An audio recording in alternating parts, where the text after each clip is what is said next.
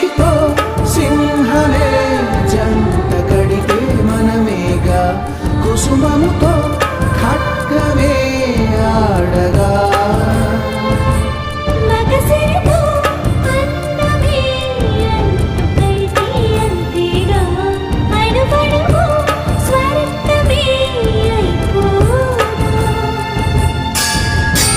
శాసనాలు ఆపచాలని తాపముందిగా